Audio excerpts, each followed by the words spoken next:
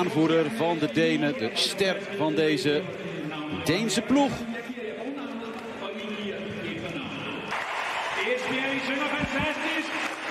Ook de Denen hebben een overtuigende overwinning achter de rug. Hij debuteert.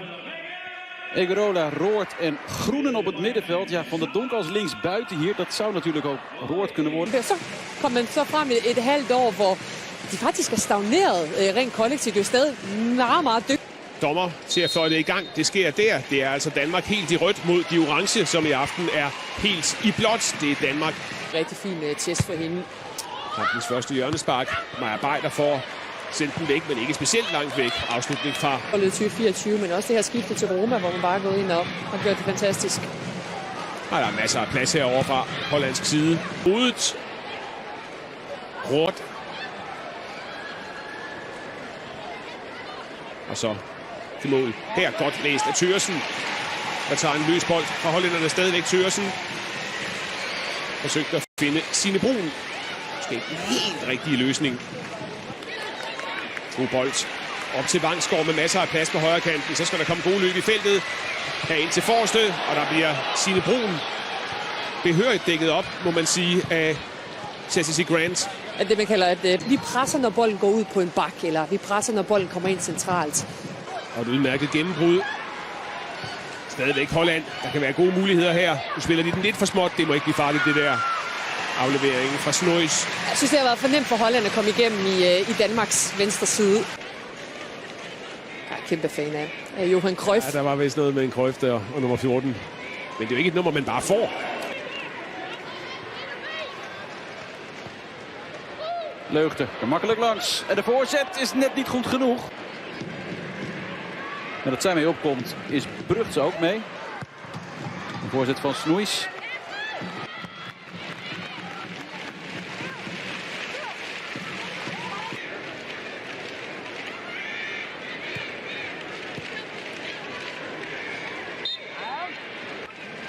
Deze is er aardig achtergelegd en Van Omsluit twijfelt. Komt uiteindelijk maar niet. Vangsgaard wat paniekerig uitverdedigen, maar wel de balbezit gehouden.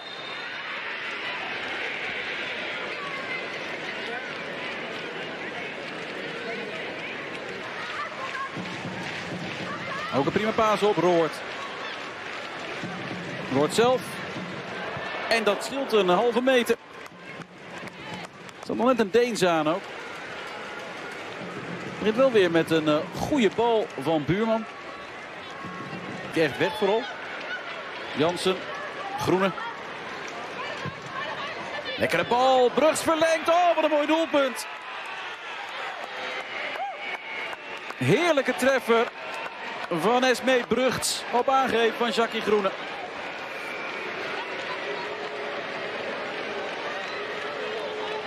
Ja, we kennen er mee opkomend. Van buiten naar binnen die bal erin schieten.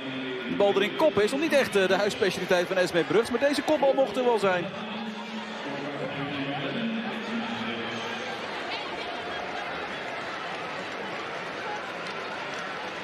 Groene legt klaar. Echt een fijne paas. Heel slim en heel goed gekopt.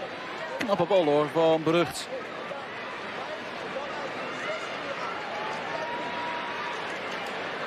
Nou, ze heeft wel wat manieren van scoren geleerd van de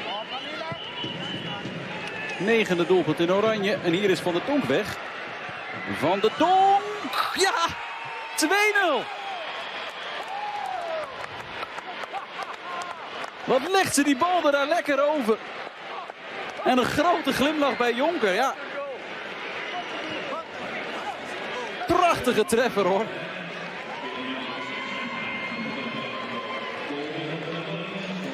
En het gaat niet zo hard als tegen Indonesië, maar een 2-0 voorsprong tegen Denemarken zegt veel meer dan een 15-0 tegen Indonesië. Damaris met de lange bal. De Lyon-connectie. En dit is ongelooflijk goed gedaan. Schitterende treffer. Van der Donk, kijk. Nee, Van der Donk uiteraard ook. Maakt blijkbaar geen hens. Roord dus. Roord. Daar is...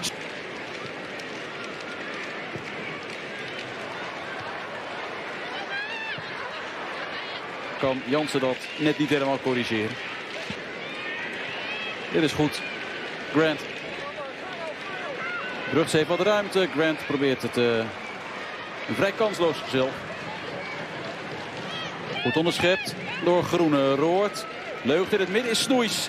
Krijgt ze de bal daar of kan ze helemaal zelf? Allebei niet. Er is rust. En het applaus is er van de bondscoach. Want Nederland heeft een uitstekende eerste helft afgewerkt. Daar de 2 doelpuntenmakers, Brugts en Van der Donk. Allebei op een eigen manier met de mooie treffen. En zijn ploeg komt er eigenlijk gewoon niet aan te pas. Nederland is sterker. En dat maakt aanmerkelijk meer indruk natuurlijk dan tegen Indonesië. We zijn zo terug vanuit de studio met de analyse. Met Milan, Claudia en Danny. Heel graag tot zo.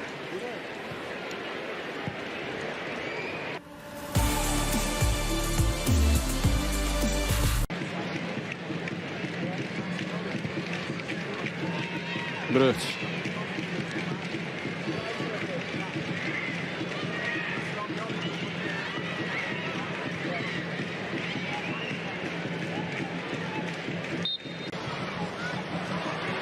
Der er noget løb på for Hasbro, også for meget. Når den lige bestemt ikke. Ellers en Givelse tæt på, at Løgter kommer helt fri, og det er danskerne, der har helt udsolgt i forsvaret i øjeblikket. De spiller sig rundt her. Snois.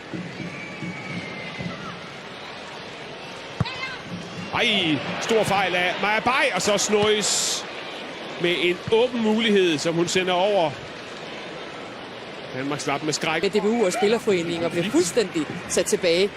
Lad mig bare sige, at Holland har virkelig brugt den guldmedalje til noget godt. Ja, lad os lige se den her, fordi den er ikke god for... Her har de altså Jansen rodet rigtig god på hovedet. God bold fra Grunden, og her kommer så afslutningen, men den får lov.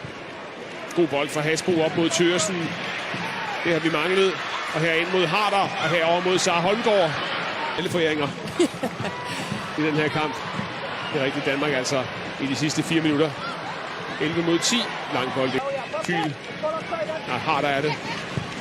Forsøger at finde Svava. Det er faktisk en udmærket idé. Svava.